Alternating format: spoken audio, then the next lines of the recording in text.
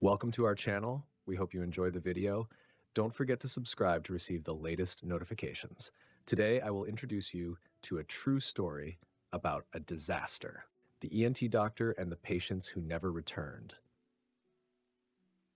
Los Angeles, the city of dazzling lights and broken dreams, always carries an air of contradiction. In a hidden corner of Koreatown, where the scent of hot pho mingles with the exhaust of endless traffic, Dr. Daniel Kim's small clinic stood quietly among towering buildings. The sign reading ENT Specialist Dr. Daniel Kim had faded with time, yet the neon lights still flickered steadily like an unspoken invitation. Daniel, 42 years old, was a man of few words, with jet black hair streaked with silver and piercing eyes that made people feel both reassured and uneasy. He was a highly skilled doctor, known for handling the most challenging cases, from chronic sinusitis to complex throat tumors. But behind his impeccable expertise lay a secret that no one in the clinic dared to mention. Some of his patients, after leaving, never returned. Not because they were cured, but because they had vanished completely from this world. On the evening of March 9th, 2025, as the crimson sunset painted the streets of Los Angeles, Daniel sat in his office, flipping through patient files under the dim glow of his desk lamp. A breeze drifted through the slightly open window, carrying distant car horns and the city's distinct haze. His assistant, Maria Lopez, a young Mexican woman with a radiant smile, knocked and hesitated before stepping inside. "Dr. Kim, the last patient of the day is here, but she's a little strange." Daniel looked up, curiosity flickering in his gaze. "Strange how?" Maria shrugged, her hands clasped tightly as if suppressing unease. "I can't say for sure. She says she's had chronic throat pain, but her voice, it sounds like wind whistling through cracks, and she keeps staring at the corner of the room, even though there's nothing there." Daniel nodded, saying nothing. He stood up, adjusted his slightly frayed white coat, and stepped into the examination room. Sitting in the patient's chair was a woman in her early 30s, her brown hair disheveled, her skin unnaturally pale as if drained of life. She wore a long gray coat, despite the warm evening weather. Her deep-set eyes held an eerie sharpness, as though seeing beyond reality. "Hello, I'm Dr. Kim," Daniel said, his voice calm as always. "What seems to be the problem?" The woman turned her head slowly, her cracked lips barely parting. "I can't speak loudly," she whispered, her voice sounding like dry leaves rustling in the wind.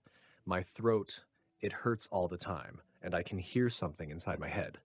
The air in the room grew heavy. Standing by the door, Maria felt a cold shiver crawl up her spine, though she didn't know why. Daniel, however, remained composed. He picked up his throat scope, gently tilting the woman's head to examine her. But as the light illuminated her throat, he froze. What he saw was not the usual inflamed tissue. Instead, something dark shifted inside, writhing as if it had a life of its own. It moved, retreating into the shadows of her throat, like a creature avoiding the light.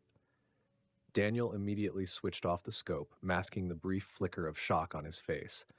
"Have you seen a doctor before?" he asked, his voice slightly unsteady. "No," she replied, her gaze still fixed on the empty corner of the room. "It told me only you would understand." Daniel sat in silence for a long moment, his hand tightening around the pen in his pocket. He turned to his desk, scribbling a quick prescription, but in his mind the question repeated over and over, "Who is she? And what is it?" "I'll prescribe you some medication," he said, sliding the paper across the desk. "Take it and come back in a week." The woman nodded, standing and leaving without another word. Her frail figure disappeared through the door, leaving behind a lingering chill. Maria stepped forward, whispering, "Doctor, I don't like this. She gave me goosebumps." Daniel didn't respond. Instead, he returned to his desk, opened a worn leather notebook, and flipped to the last page. Inside was a list of names written in black ink, alongside dates and brief descriptions. He added another entry.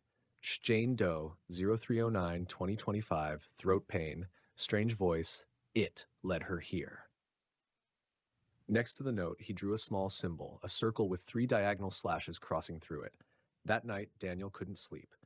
He drove his old Toyota through the desolate streets of Los Angeles, from Koreatown to downtown, where neon lights reflected off the windshield like ghostly trails. The notebook in his pocket felt heavier than usual. It wasn't just a patient record. It was a reminder of the truth he had been trying to bury for the past 10 years. 10 years ago, as a young and ambitious doctor, he had met his first unusual patient. A truck driver named Robert Hayes had come in complaining of persistent ringing in his ears. But when Daniel examined him, he found a tiny black mass inside Hayes's ear, writhing like a living organism. Hayes left with a prescription, but 3 days later, police found his truck abandoned on the outskirts of Los Angeles. The vehicle was empty. No signs of struggle, no explanation. Since then, similar cases had surfaced, not often, but Daniel to realize something chilling. He was not just a doctor. He was a witness to something beyond medicine. His car stopped in front of a small bar in Skid Row, where the scent of cheap alcohol and cigarette smoke mixed with the murmur of jazz music. Inside, at a dimly lit corner, sat an older man with silver hair. Victor Tran, once a respected UCLA biology professor before his career ended in scandal over secret experiments. Victor, Daniel said, placing the notebook on the table, I need you to look at this. Victor raised an eyebrow and flipped through the pages, his expression growing grim. You found another one, didn't you? That thing, it hasn't let you go.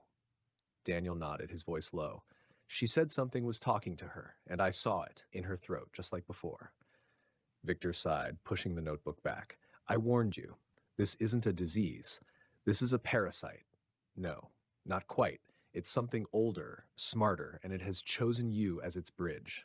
Daniel clenched his fists, his eyes darkening. If it chose me, then I'll find out what it is, and I'll end this. Victor let out a dry chuckle. You think you can end it? You have no idea what you're up against, Daniel. But Daniel didn't reply. He stood up, leaving the bar, the notebook still in his pocket. Outside, Los Angeles still glowed with its artificial brilliance, but beneath the city's glamorous facade, something was lurking, watching, waiting.